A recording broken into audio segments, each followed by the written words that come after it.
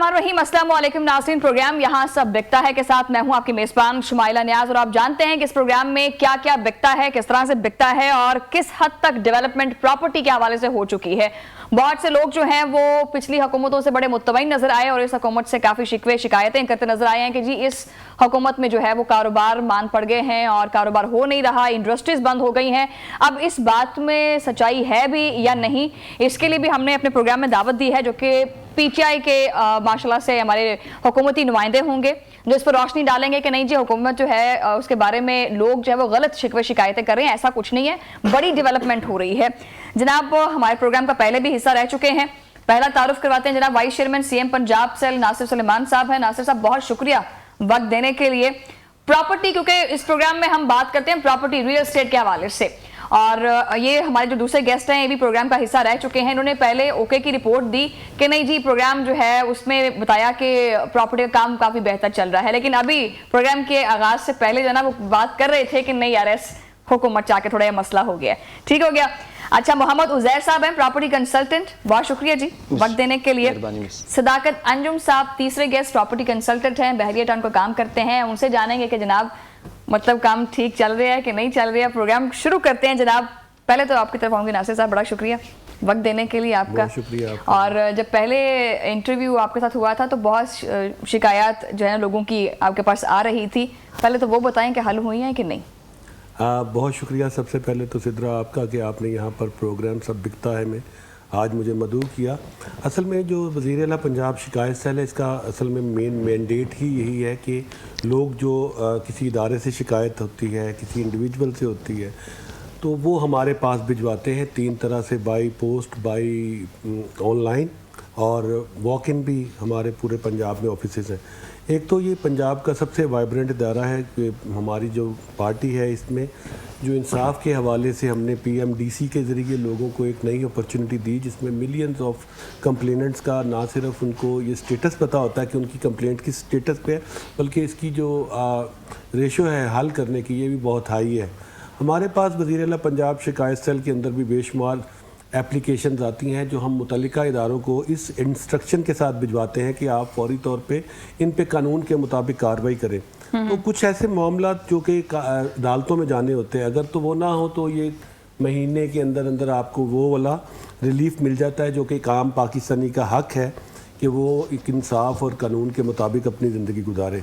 लेकिन बाज़ औक़ात ऐसे ज़मीनों के मसाइल हैं जिसमें लोगों को प्रोफेशनल अप्रोच की ज़रूरत है।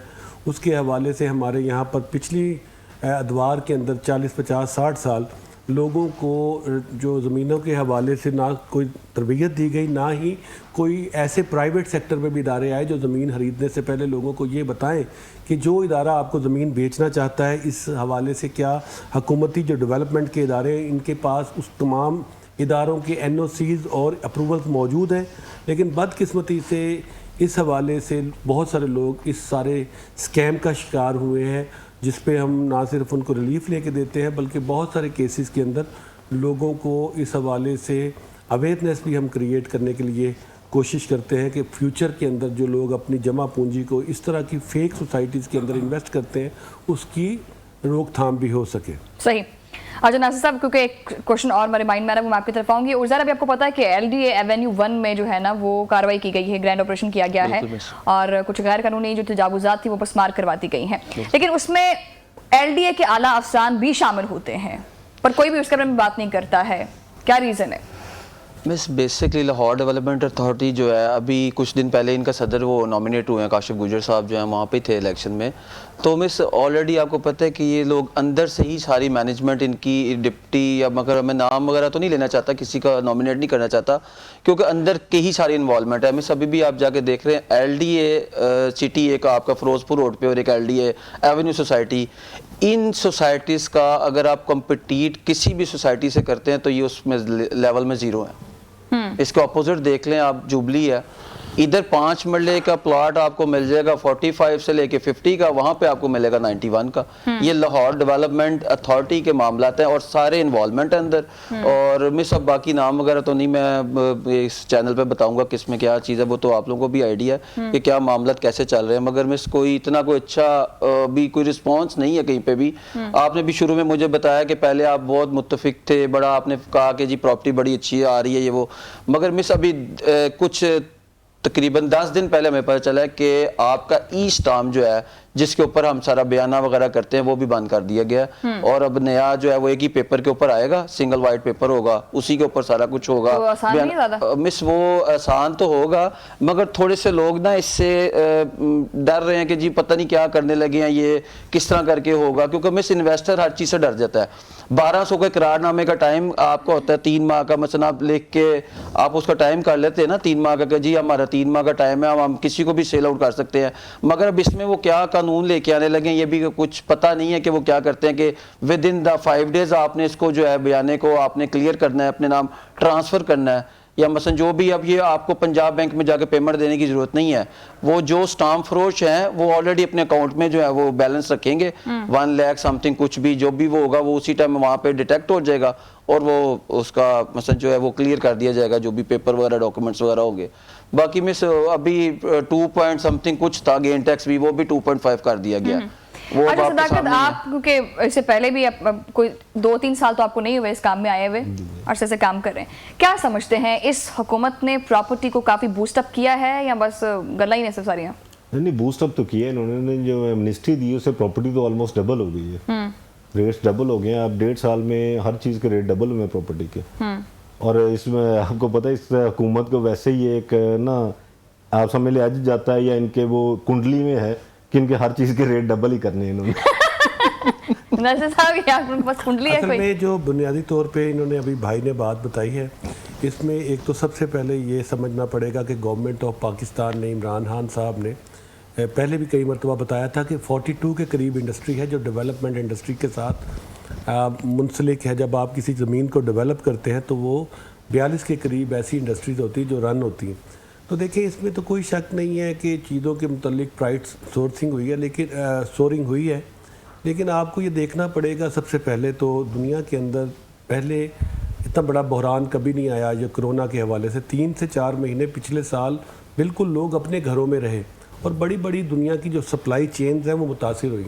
मैं आपको बताना चाहूँगा कि पाकिस्तान में जिस जगह पे हम स्टूडियो में बैठे हैं यहाँ पर तकरीबन 60 से 70% के करीब जो चीज़ें आई हैं, आपकी फ्लैक्स, आपकी ये जो चीज़ें पड़ी हैं, घड़ी जो हम एप्पल इस्तेमाल करते हैं, जूते, ये मेनलैंड चाइना से अमूमन आते हैं। और मेनलैंड चाइना 1.5 साल से ज़्यादा अरसा बाहर जा नहीं सकता। अगर आप वहाँ पर, पहले तो वीज़े भी बंद थे, लेकिन अब वीज़ा अगर आप लगवाते हैं, वो तो कोविड की वजह से बंद हुआ ना। समझ लेना पहले आप, वो जब आप जाते हैं तो वो 25 के दिनों के करीब आपको क्वारंटीन करना पड़ता है अभी आज की डेट में।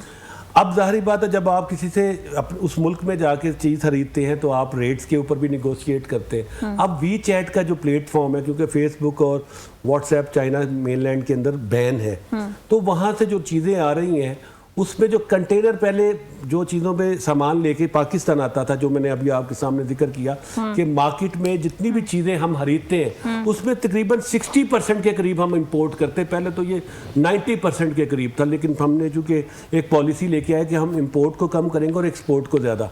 तो देखें 2000 वाला कंटेनर जिसमें हमारे पाकिस्तान में यहाँ का लोकल बायर सामान खरीदता था, वो अब उसकी कीमत 10,000 पाउंड है, डॉलर है। और वो जो डॉलर वो हमें मिलता है तो वो जाहिर बात है वो जो हमने चीज़ें जो हमारे प्राइवेट यहाँ पर बायर खरीदते हैं वो डेफिनेटली उसका इम्पेक्ट चीज़ की प्राइस के ऊपर भी निकलेगा। एक तो हमें समझना है कि पूरी दुनिया के अंदर ये जो महंगाई के हवाले से एक लहर देखने में आई है, इसके अंदर कोरोना वायरस में जो बड़ी बड़ी कंपनीज बंद हुई हैं, सप्लाई चेन्स बंद हो गई हैं, तो उसको पूरी दुनिया को मुतासिर किया उसने। क्योंकि हम जितनी भी चीज़ें हैं ना जिसको हम खाते हैं, पीते हैं, पहनते हैं, वो उसका जो रॉ मटेरियल है उसका मेन माहज बाहर से इंपोर्ट करते हैं। तो इस हवाले से भी हमें समझना है कि ये जो कोरोना वायरस के हमारे पास अल्हम्दुलिल्लाह इस वक्त तो उसकी रेशो नीचे गई है, लेकिन अभी भी पूरी दुनिया के अंदर सफरी हवाले से जो सहूलतें मुयसर थी वो अभी तक पूरी तौर पे रेस्टोर नहीं हुई। तो पूरी दुनिया के अंदर जो चीज़ें हम इस्तेमाल करते हैं, आपको पता है पाकिस्तान के अंदर गलत पॉलिसियों की वजह से मेजॉरिटी जो है ये 1 करोड़ के करीब लोग बाहर के मुल्क चले गए हैं, क्योंकि यहाँ पर हुकूमतें इस तरह का प्लान नहीं दे सकी कि लोगों के अंदर ओवरऑल, तो पाकिस्तान से तकरीबन माइग्रेशन जो इकोनॉमिक बेसिस पे हुई है तकरीबन उसकी 70 साल से ज्यादा तारीख है। 60 की अभी दहाई आपने के कहा कि अंदर हुकूमतें ओवर प्लान नहीं दे सकी ना, तो इस हुकूमत ने कोई ध्यान किया? देखिए, हमने तो पूरी कोशिश की कि सबसे पहले जो हमारा इंपोर्ट बिल था उसे कम करें। हम चीज़ों को इंपोर्ट कम करेंगे, एक्सपोर्ट्स को ज़्यादा करेंगे, तो हमने लोकल इस वक्त हमारी हर फील्ड के अंदर मैन्युफैक्चरिंग, हमारे पास वो लोग नहीं है जो वहाँ काम करें। आप किसी भी मेरे साथ एक प्रोग्राम करें, हम किसी इंडस्ट्रियल स्टेट में जाते हैं ना, तो हमें कोई प्रीमिसेस मिलेगी जिसके अंदर आप अपनी फैक्ट्री को इस्टेब्लिश करें, ना ही आपको इस वक्त मार्केट के अंदर किसी किस्म का कोई चलता हुआ बिजनेस मिलेगा जो आपको ये कहे कि हालात की वजह से, क्योंकि अनफॉर्चुनेटली मीडिया के ऊपर कुछ लोग इन्वेस्ट कर रहे हैं कि वो हुकूमत को डिरेल करने के हवाले से लोगों को बताएं कि ये जैसे चीनी के मुतल्लिक कुछ पाकिस्तान तहरीक इंसाफ कोई हुकूमत को जो कार्टेल पसंद नहीं करते, पिछली हुकूमतों के ख़ानदानों से जिनका ताल्लुक था, तो आपको पता है जरदारी साहब के साथ जो उनका नाम मैं भूल गया, 38 के करीब शुगर मिले हैं, और नवाज शरीफ खानदान को भी जो शुगर मिले हैं, इनकी बहुत बड़ी तादाद जो ओमनी ग्रुप, और ये लोग नहीं चाहते क्रैशिंग करना नवंबर के अंदर, और ये चाहते हैं कि बहरान पैदा हो और इमरान खान साहब की हुकूमत को हम डिफेम करें। हालांकि आपके सामने अभी आपने 2 बंदों से बात की, उन्होंने बताया कि प्रॉपर्टी के जो प्राइजेस हैं ना सिर्फ ऊपर गए हैं बल्कि इसकी डिमांड अनलिमिटेड है और अनमैचलेस है। तो आप ये समझ सकती होंगी कि इतनी ज़बरदस्त कोरोना के बावजूद जब लोगों की बिजनेसेस को उभारा गया है, उसको बजाय अप्रिसिएशन करने के चंद लोगों की मेलाफाइड इंटेंशंस की वजह से, वो शायद ये बताना चाहते हैं दुनिया को कि पाकिस्तान तहरीक इंसाफ की हुकूमत जो चाहती है कि यहाँ से ब्लैकमेलिंग खत्म हो, गुंडागर्दी खत्म हो, यहाँ पर असलहे की नुमाइश खत्म हो, यहाँ पर जो कब्जा ग्रुप्स थे जो कि अपने सियासी असर और रसूख को इस्तेमाल करके लोगों की ज़मीनों को ना सिर्फ घेरा करते थे, जिनका खात्मा किया गया है। तो इन तमाम जो हुकूमती काविशों को नुकसान पहुँचाने के लिए आटा और चीनी की 2 बातों की गर्दान करने से लोगों को ये बताया जा सके कि पाकिस्तान तहरीक इंसाफ की हुकूमत डिलीवर नहीं कर सकी। पूरी बात सुनी, और कहीं ना कहीं मेरे दिमाग में ये चीज़ भी आ रही है कि ये हुकूमत विचे विच राजी है इस गल ते कि यार शुक्र है विच कोरोना आ गया, सारा मुद्दा सारा मसला कोरोना के उत्ते पा देता। एक चीज़ बड़ी इंपॉर्टेंट है, वो ये भी है कि आवाम को इस चीज़ से कोई लेना देना नहीं है कि यार फलां मसला हो रहा है या डेवलपमेंट हो रही है, डॉलर कहाँ पहुँच गए, उसमें क्या डेवलपमेंट, उसको रोटी चाहिए, उसको रोटी नहीं मिल रही है तो घर बनाना, प्लॉट बनाना, ज़मीन खरीदना बड़ा कोई मुश्किल काम है। इस टॉपिक में मैं दोबारा आऊँगी, ब्रेक के बाद गुफ्तगू जारी रहेगी।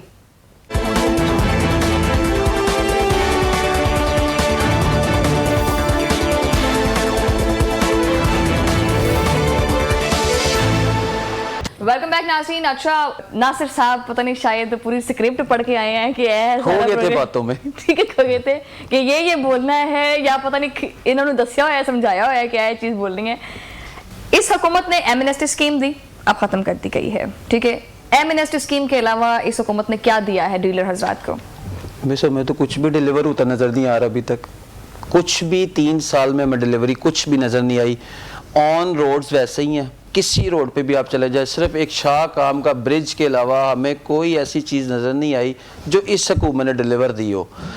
आप ये जो शरकपुर वाला रोड है बिल्कुल मिस एंड तक लास्ट तक, कि इस हुकूमत ने एटलीस्ट प्रॉपर्टी के हवाले से कुछ बेहतरी, प्रॉपर्टी के हवाले से बूम आना ही आना होता, वो 2-3 साल बाद अगर ये हुकूमत में आ गए तो उसमें कौन सा ऐसा बड़ा है। देखिए प्रॉपर्टी कब से तो वो बहसन बैठी हुई थी, मुशर्रफ के दौर की प्रॉपर्टी नीचे बैठी थी, 25 लाख का, 30 लाख का, 40 लाख का प्लॉट मिल रहा था 5 मरले। अगर वो इनके 3 साल में आ गई, मिस आप तो 65 प्लस की बात करें ना, आप किसी भी अच्छी सोसाइटी में, नाम नहीं लूंगा मैं, मगर किसी भी अच्छी सोसाइटी में जहाँ पे सारी सहूलियाती जिंदगी है वहाँ पे आपको मिल जाता है, मसलन 65 प्लस का ही मिलेगा। मगर जो आपके नहर के ऊपर सोसाइटीज है वहाँ पे आप ये समझे 85 प्लस है, 5 मरला ना, तो मिस वो बूम आता ही आता है। जी मिस, कंस्ट्रक्शन नहीं, कंस्ट्रक्शन नहीं, वो तो आपको घर बना मिलेगा 145 प्लस का 5 मरला जो है ना। तो वो मिस ये बात नहीं है कि डिलीवर से मुराद मिस और भी बड़ी चीज़ें होती है। डिलीवर करना ये नहीं सिर्फ होता कि प्रॉपर्टी ही बूम कर देनी है, और भी बड़ी चीज़ें डिलीवर करनी पड़ती हैं। गुड गवर्नेंस होनी चाहिए आपके पास। मार्केट रेट जाओ कि आप किसी भी चीज़ का चेक करें, आप खुद जाके बाहर, आप अभी मैं अब खुद आया हूँ पेट्रोल डलवा के, मैंने 200 का पेट्रोल डलवाया, मोटरसाइकिल की टैंकी चेक करता रहूँ कि कभी खत्म ना हो जाए, क्योंकि पहले आदत नहीं ना थी इतने की कि हम पहले तो 100 में गुजारा होता था, अब तो 200 का डलवा के टेंशन में रहते हैं कहीं किसी नहर पे किसी ऐसी जगह पे ना रुक जाए हमके, वहाँ पे कोई पेट्रोल ही ना मिले ना कहीं हो जाए, ये भी हो सकता है कि पेट्रोल की चोरी कर ले। मिस और बड़ी चीजें हैं सर, माशाल्लाह बड़े सीनियर हैं, इनको इस चीज का इल्म होगा। देखिए मिस, आम इंसान जिंदगी मुश्किल हो गई है, हर इंसान अल्लाह माफ करे एक दूसरे के गले के पड़ने को आ रहे, किसी ने किसी से 5 रुपए भी लेने, उसको कहता है भाई मैं तुझे मार दूंगा, मेरे 5 रुपए पकड़ा इधर।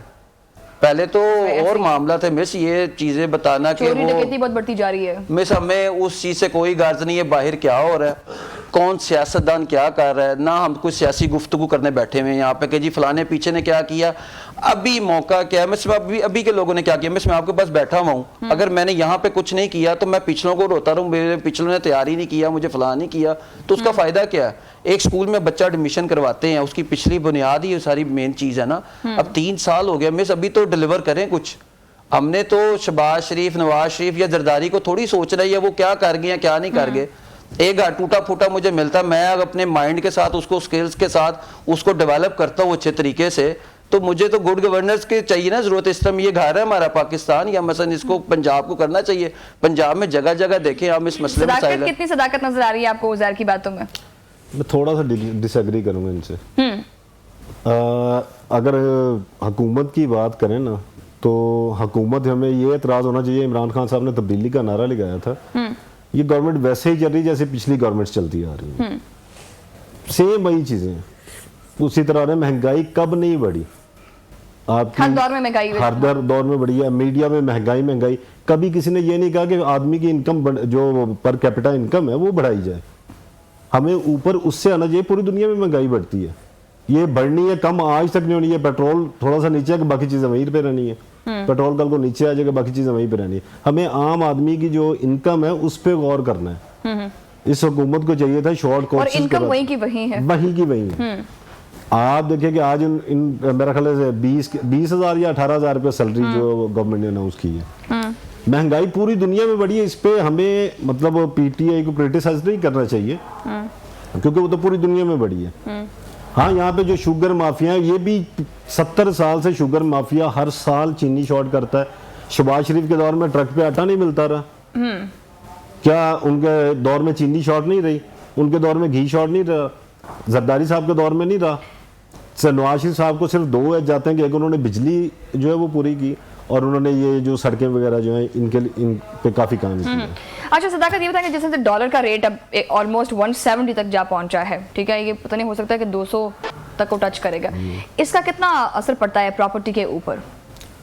बिल्कुल पड़ता है सर, क्योंकि ओवरसीज हम पाकिस्तान खड़ा ही ओवरसीज के ऊपर हुआ है। तो फिर वो जो उन्हें नजर आ रहा है कि जी डॉलर ऊपर जा रहा है, तो फिर डॉलर को होल्ड करते हैं अपने को, कि कल को डॉलर जो है मेरा, जिसके पास सपोज अब मतलब $1 लाख पड़ा हुआ है, तो उसके पास 1,72,00,000 रुपए इस टाइम पड़ा हुआ है, वो कहता है मैं इसको होल्ड करूंगा तो ये 2 करोड़ रुपए पे चला जाएगा, 2 करोड़ चला जाएगा। सही बात है, ठीक है, मुझे 28 लाख रुपए इसमें से आ जाएगा, ठीक है, बाद में प्रॉपर्टी में मैं 6 माह बाद देख लूंगा प्रॉपर्टी को, ठीक, इस वाले से फिर प्रॉपर्टी नीचे आती है। ऐसा ही है। अच्छा नासिर साहब, क्योंकि नया पाकिस्तान हाउसिंग स्कीम, इससे पहले जो है वो इमरान खान ने और भी बहुत से वादे किए थे कि जी ये चीज़ प्रोवाइड करेंगे, ऐसा होगा, नौकरियां मिलेंगी, फलां होगा, टिमकान होगा। लोगों का कहना यह है कि नया पाकिस्तान हाउसिंग स्कीम जो है ना वो डिलीवर होती हुई नजर नहीं आ रही है। अगर करेंगे भी तो आवाम पर एक किस्म का कर्जों का बोझ चढ़ जाएगा, डिलीवर नहीं होगा ये फार्मूला पे। देखिए शुमाइला, बुनियादी तौर पे अभी भाई ने बहुत अच्छी बातें की हैं, इनको ज़रा समझना पड़ेगा। और ये भाई जो अभी बातें कर रहे थे, मेरा ख्याल है वो तो किसी कॉन्टेक्स्ट में नहीं मैं समझता क्यों कर रहे थे ये। देखें, जो दुनिया है ना, उसके अंदर मॉर्गेज का एक सिस्टम है कि अगर आपके पास कैश पैसे नहीं है तो आप किसी अपनी ज़मीन को रहन रख के तो आप उसके पैसे लेते हैं।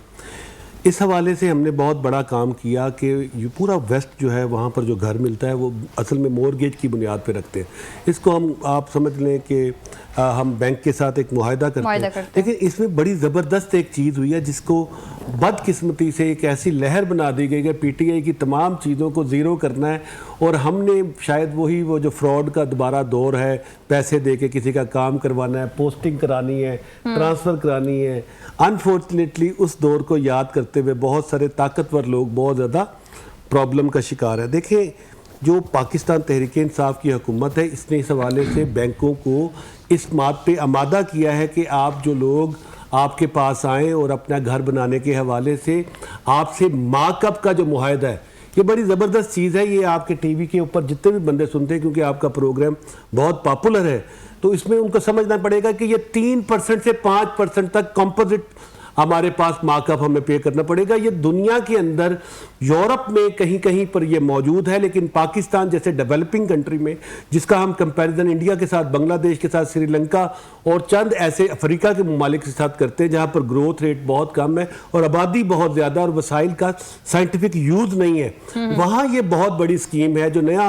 पाकिस्तान हाउसिंग स्कीम है। उसके तहत ये जो हमने ऑफर लोगों को दी है, जो कि अनफॉर्चुनेटली अभी तक लोगों को, मीडिया को चाहिए था कि ये हमें पंजाब रोजगार स्कीम, नया पाकिस्तान हाउसिंग स्कीम के हवाले से जो इंट्रोडक्शन किया था कि आम आदमी को इतनी कम पैसों के ऊपर वो न सिर्फ रकम मिलती जिससे वो अपने घर को बनाते, बल्कि ये पूरी दुनिया के अंदर जो एस्टेब्लिश ट्रेंड था मॉर्गेज सिस्टम का, अमेरिका के अंदर, वेस्ट के अंदर, आप ऑस्ट्रेलिया में चले जाएं, वो आपको कुछ डिपॉजिट देके उसके बाद मकान बनाने की किस्तें ही अदा करनी पड़ती। लेकिन हमारी बदकिस्मती समझने की कोशिश करिएगा कि हमारे यहाँ पर वो समझते हैं कि पाकिस्तान के टैक्स रेवेन्यूज शायद, जो कि पिछले साल पूरी पाकिस्तान जब से बना उसकी तारीख में सबसे ज़्यादा 4,700 हुए हैं, ये भी हमारे खाते में नहीं डाला गया कि पाकिस्तान की असल ज़रूरत 9,000 है एक साल के अंदर खर्च करने के लिए। इसका डेफिसिट हम जब पूरा करते तो हमें कर्जे लेने पड़ते, उसके बावजूद हमने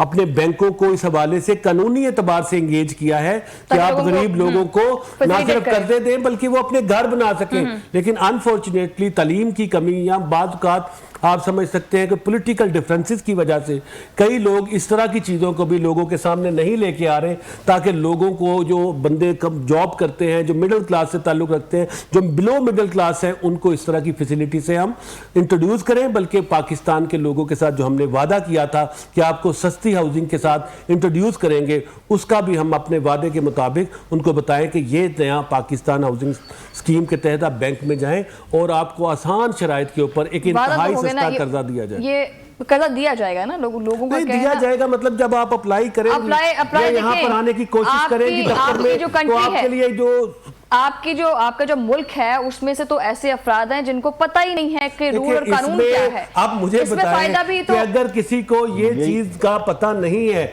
हमने तो हर बैंक के ऊपर एक बैनर लगाने की, एटीएम पे जाएं वहां पर भी ये बात की है। और सबसे बड़ी ये, जैसे सदाकत साहब जैसे पढ़े लिखे लोग हैं, इनको भी पता है कि आप बैंक मॉर्गेज के हवाले से, तो इसके अलावा आप मुझे बताएं कि अगर कोई बंदा पढ़ा लिखा नहीं है, क्या इमरान खान को चाहिए कि रात को उनको ट्यूशन पढ़ाया? नहीं, इमरान खान, इसके लिए तो हमारा मीडिया जो है वो ये कोशिश करता है कि आप, नासिर साहब, हर चीज क्या आपका मतलब है कि हुकूमत को चाहिए कि उन लोगों को घर में जाके ये बताए कि खाने के साथ साथ कर्जा कैसे लिया जाता है? हम आपको बताते हैं, हमने तो इसकी कैंपेन चलाई है। जब दूसरी हुकूमतें जो है ना अपने इलाज के लिए बाहर जाती हैं, ये मैं अपने टॉपिक से ना कहीं हट ना जाऊं, तो यहाँ पर जो है ना, आप कह रहे हैं जो नवाज शरीफ साहब जैसे बाहर गए हैं, तो इसी तरह से लोगों को पता होना चाहिए कि हम भी बाहर जाते हैं, पैसे नहीं है उनके पास, सारी इजाजतें मिलती हैं, पता है, मतलब साड़ी आंखें चुंगल देने वाली गल होती है, बस और कोई भी नहीं। ठीक है, नाज़रीन, यहाँ पर ब्रेक शामिल करेंगे।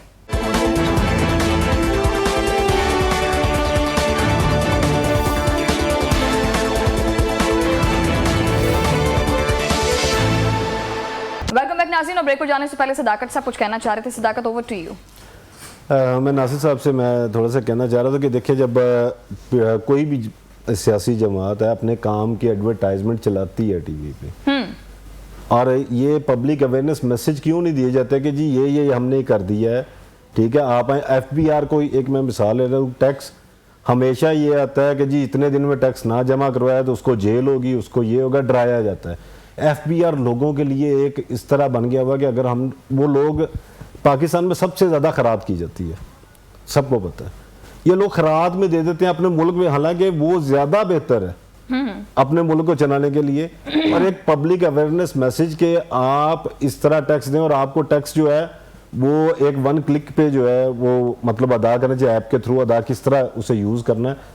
हमारे मुल्क में किसी तरह पब्लिक अवेयरनेस नहीं है। पब्लिक अवेयरनेस नहीं है ना, पब्लिक अवेयरनेस करें कैसे ना? अभी तो नासिर साहब ने कहा कि जी IK साहब आप ट्यूशन पढ़ाएं। मसला यह है कि डॉक्टर आपके मुल्क के सड़क पे फिर रहे हैं, असातिज़ा आपके जो है ना वो माल रोड पे धरना दे के फिर रहे हैं, ठीक है। स्कूलों का आपका वैसे हाल बुरा है। अस्पताल में चले जाएं तो डेंगू के मरीजों के लिए मीडिया को कॉल्स की जाती हैं कि यार कोई जानने वाला को बंदा आएगा और डॉक्टर का चेक कर लवे आके, हर पास सिफारिश चलती है, ठीक है। और फिर पिछली हुकूमतें, ये वाली हुकूमतें आखिर जी करप्शन बहुत है, मनी लॉन्ड्रिंग बहुत है, फलाना मसला बहुत है, ये बहुत है। लेकिन ये है कि मुझे आप ये बताएं कि सदाकत, आम बंदे का जो इशू है, जो अवाम है ना, अवाम के जो दिल का रास्ता वो तो पेट से होके जाएगा ना नासिर साहब। वो प्यासा कवा वाली आपने कहानी सुनी होगी ना कि वो जो कंकर जब उसने डाला ना उसमें जग में तो पानी बाहर आया, उन्हें पीता, फिर उन्हें अल्हम्दुलिल्लाह, खाली पेट कभी अल्हम्दुलिल्लाह कहता नहीं। लेकिन आपको मैं बताऊं इस हवाले से लंगर खाने और जो पनाह गाहें हैं वो पाकिस्तान तहरीक इंसाफ का एक ऐसा कारनामा है जो इससे पहले पाकिस्तान के आइन के आर्टिकल 9 के मुताबिक जो वादा किया गया था कि आपको इस हवाले से हकूक दिए जाएंगे, इसके लिए शायद ये पहले मर्तबा कदम है। तो लंगर खाना और पनाह गाहें उन लोगों के लिए जिनके पास जगह नहीं थी, ये एक बड़ा अहम कदम है। और मैं आपको बताऊं वज़ीर आज़म पाकिस्तान ना सिर्फ वहां पर गए, जिंदगी दे दें, आप लोगों को सिर्फ जीने का हक ना छीने। मैं आपको बता रहा हूँ सब्जियां इस वक्त पूरे पाकिस्तान में किसान को क्रशिंग के जमाने में पहले पैसे नहीं मिलते थे। ये जरूरी है लोगों को एजुकेट होने दे। हमने अब उनको 260 रुपया पर टन के एतबार से ना सिर्फ पैसे दिलवाए हैं बल्कि मैं आपको बताऊं कि हमने गंदम की इमदादी कीमत और बारदाना भी फ्री कर दिया है। ये किसान बड़ा खुशहाल है। आप देखिए जो सड़कों पे गाड़ियां मौजूद हैं, जो मोबाइल के हवाले से पाकिस्तान में तारीख में कभी इतना बिजनेस नहीं हुआ। यहाँ पर हमारे चंद कंपनीज थी जो यहाँ पर गाड़ियां फरोख्त करती थी। आप लोगों को बताएं कि पाकिस्तान तहरीक इंसाफ की हुकूमत के अंदर आने से लोगों के पास ये ओन के ऊपर गाड़ियां मिल रही हैं।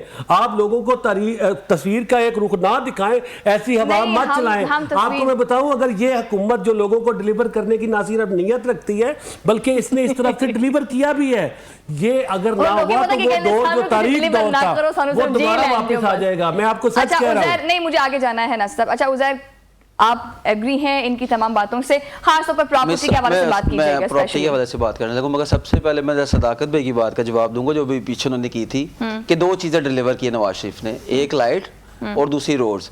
तो सर जो यंगेस्ट आपकी जो यूनिवर्सिटी लेवल्स पे जो लैपटॉप डिस्ट्रीब्यूट किए गए थे और बाकी आपके जो ये मेडिकल्स को सारा कुछ किया गया, डेवलपमेंट वगैरह, जितनी डेवलपमेंट वहां पे वो सियासत पे चले जाना, इसको बड़ी लंबी बात। मैंने आपके ऊपर मैंने तो सर वही बात आपकी बात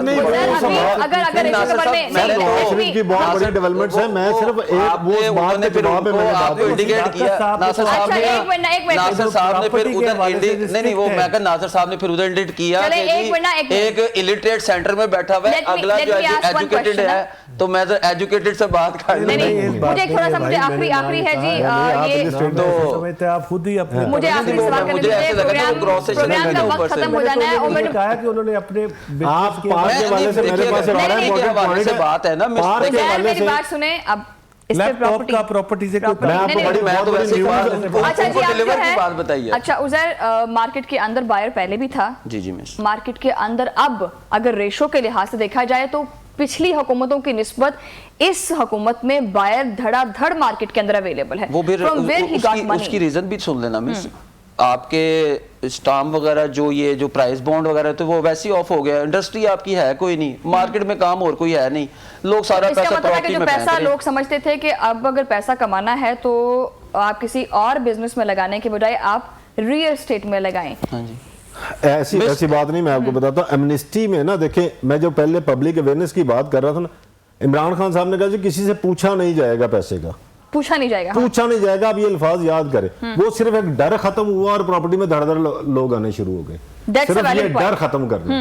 ठीक है, ये कोरोना जिस तरह डर का बिजनेस कोरोना में कितना हुआ है, डर का बिजनेस बहुत। मास्क कहाँ पे गया, वो 5 रुपए वाला मास्क शुरू में 80 पे बिका ना। ये डर इमरान खान साहब ने डर खत्म किया, पैसा शुरू हो गया। खत्म कर देने से कितना और नुकसान हुआ है। एमनेस्टी खत्म करने से यही होगा कि एमनेस्टी दिसंबर तक तो है अभी, ठीक है, उसके बाद यही होगा कि वो टैक्स अपनी वो उस पे आ जाएंगे, फिर रेट्स नीचे आएंगे, फिर इन्वेस्टर्स अभी निकलना शुरू हो गया, फिर रेट नीचे आएंगे, वही डर फिर आ जाएगा ना। और दूसरा पाक के हवाले से आप एक बात कर रही हो, आपने पूरी नहीं की। क्योंकि मेरे पास एक न्यूज़ भी या इस तरह कह लें, आप वो जरा पूरा करें अपना सवाल तो फिर मैं आपको बताता हूँ। पार्क्स के ऊपर डेवलपमेंट नहीं हो रही और ग्रीन बेल्ट्स के बारे में नहीं सोचा जा रहा। बहरिया टाउन में मैं बहरिया काम करता हूँ, वहाँ पे ग्रीनरी बहुत है, पार्क्स बहुत वो है। बैरियर ने तो पैसे कमाने थे ना। पूरी बात तो सुन ले सर, पूरी बात तो सुन अच्छा ले। चलें, ठीक है, वो रिपोर्ट गवर्नमेंट कंप्लीट वाले थोड़ी है करें। उसकी। बहरिया ने 37 पार्क आज तक काट के उस पर प्लॉट बनाए हैं, आज तक कोई नहीं बोला। लाहौर डेवलपमेंट अथॉरिटी जो है वो सोई हुई है। ऐसा ही है, बिल्कुल ऐसा ही है। ठीक है, मैं हालांकि वहाँ का काम करता हूँ, मुझे उसके हक में बोलना चाहिए। ठीक है, मगर बहरिया ने 37 पार्क काट के वहाँ पे वो किए हैं। रिसेंटली इन्होंने सेक्टर डी अप्रूव करवाया है। वो किस तरह अप्रूव करवाया है वो लाहौर डेवलपमेंट अथॉरिटी वाले बेहतर जानते हैं। ये मैं शायद अपनी जान दाव पे लगा के ये बातें कर रहा हूँ, बिल्कुल ऐसी है। नहीं, हक और सच मगर बतानी हक और चाहिए। सच की बात कर रहे हैं। नासिर साहब की गुफ्तगू सुनने के बाद, क्योंकि प्रोग्राम का वक्त खत्म हो गया है, दिल ये चाह रहा है कि अब मैं इस बंद कमरे में से निकलकर जो है ना वो किसी खुली कचहरी में प्रोग्राम का इनेकाद किया करूं, ताकि लोगों के व्यूज़ जो है ना वो हुकूमती नुमाइंदगान तक पहुंच सकें। सारी ओके की रिपोर्ट दी है, लेकिन हम चाहेंगे कि लोगों के जो मसले मसाइल हैं वो भी हुकूमती नुमाइंदगान तक पहुंचने चाहिए, और इसके लिए हमें डेफिनेटली आवाम के बीच में जाकर प्रोग्राम करना पड़ेगा। नाज़रीन, इसी के साथ ही जो है ना प्रोग्राम का वक्त खत्म हो गया। इससे पहले मैं मेहमानों का शुक्रिया अदा करूँगी कि बहुत शुक्रिया नासिर साहब, आपने टाइम दिया, कीमती वक्त निकाल के आए। उज़ैर, आपका भी बहुत शुक्रिया, जज्बाती हो गए थे लेकिन कोई गल नहीं, ठीक है। सदाकत साहब, thank you very much for coming in my show. और नाज़रीन, आपसे मुलाकात होगी अगले प्रोग्राम में, तब तक के लिए अल्लाह निगहबान।